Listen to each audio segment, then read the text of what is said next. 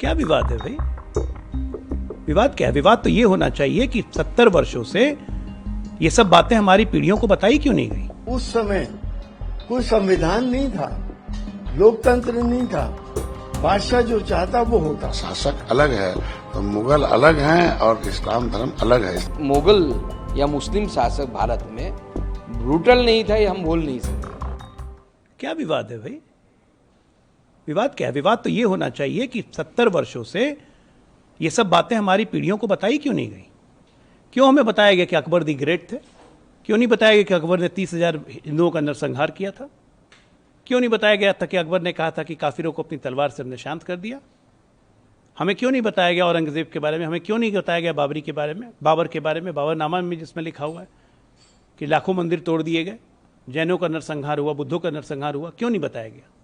अगर ये बात आज बताई जा रही है कि वो क्रूर शासक थे, आक्रांता थे, विदेशी थे, तो गलत क्या है? मेरा तो सवाल ये है कि 70 साल से इसे छुपाया क्यों गया? क्यों छुपाया गया? इतिहास के सच्चाई को क्यों छुपाया गया? क्या हमारे बच्चों को, आने वाले पीढ़ियों को, या जो 70 साल में गुजर गए जैसे मैं ही हूं, मुझे ये जानने का हक नहीं था? क्यों उनके परिदृश्य को अच्छा बताया गया? इससे किसको लाभ हो रहा था और किसको रुझाने की कोशिश थी इनकी? सवाल तो ये बनता है, और उस सवाल से मुंह छुपा रहे हैं और विवाद कर रहे हैं। फिर विवाद कर रहे हैं तो किसको खुश करने के लिए? सोचिए जरा बस। आज हिंदुस्तान का इतिहास अगर हिंदुस्तान में बदल के दिखाया जाए तो बाहरी दुनिया में तो नहीं दिखाया जाएगा।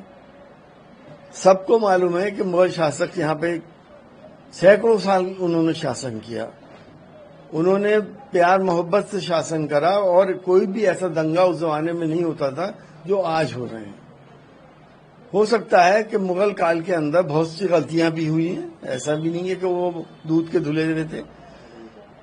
बहुत सी जगह उन्होंने लोगों की शिकायतों के ऊपर मंदिरों को भी तोड़ा है, बहुत सी जगह उन्होंने मंदिरों को जमीनें भी दी हैं और मंदिर बनवाए भी हैं। तो ये तो हमारी गंगा जमनी तहजीब के हिसाब से चलते थे, लेकिन उस समय कोई संविधान नहीं था, लोकतंत्र नहीं था, बादशाह जो चाहता वो होता। तो बादशाह की जबान संविधान होती थी उस जमाने में। तो बादशाह अगर चाहे तो वो तो ऑर्डर निकाल देता कि सारे हिंदू जो है मुसलमान हो जाओ, लेकिन नहीं किया ऐसा किसी ने। सिर्फ प्यार मोहब्बत को बढ़ावा दिया, और जो कुरीतियां थी उसके खिलाफ भी उन्होंने काम करा, और बहुत सी जगह उनसे बहुत बड़ी बड़ी गलतियां भी हुई हैं। औरंगजेब ने अगर मंदिर तोड़े हैं तो औरंगजेब ने बहुत से मंदिरों को दान भी किया है, जमीनें भी दान करी और पैसा भी अब उसने दिया है। तो इतिहास को सही तरीके से समझाना चाहिए, और उस इतिहास की वजह से हमारा सांप्रदायिक सौहार्द नहीं बिगड़ना चाहिए। जो सही है वो उसे बताएं, और जो सही नहीं है उसको बताने की क्या जरूरत है?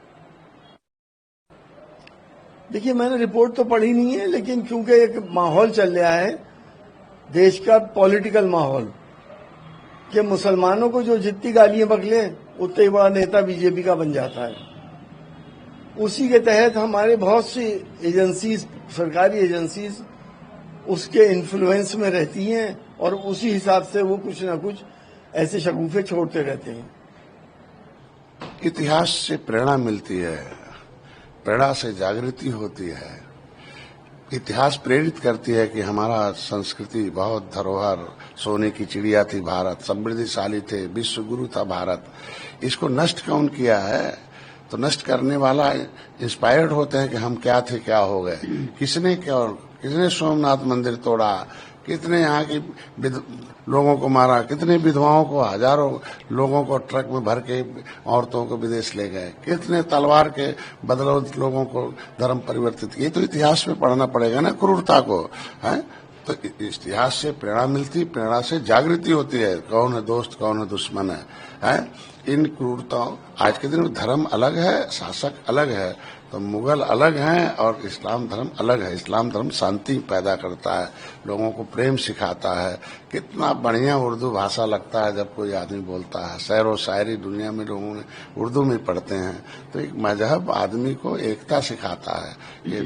तो ये चीजें, तो इस जो जागृति होती है तो लोग सोच विकसित होती है, हमें करना क्या चाहिए, हमें अपने को कि नष्टीकरण वाले के साथ रहना है कि निर्माण करने वाले के साथ रहना है।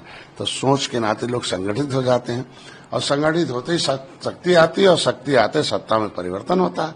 ये तो फार्मूला है, इसलिए पढ़ाया जाना आवश्यक है। नहीं, ये तो हिस्टोरिकल फैक्ट है, इसमें तो कोई ना नहीं कर सकता। हिमू को जिस तरीके से मारा गया था, अकबर कितने साल के बच्चे थे, तो ब्रूटल थे। इसमें तो कोई इसमें तो कोई मतलब ये नहीं है। अकबर के भी हरेम थे, आप हिस्ट्री पढ़िए ठीक से।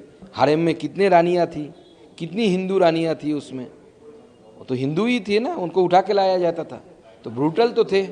कोई भी मुगल या मुस्लिम शासक भारत में ब्रूटल नहीं था, ये हम बोल नहीं सकते।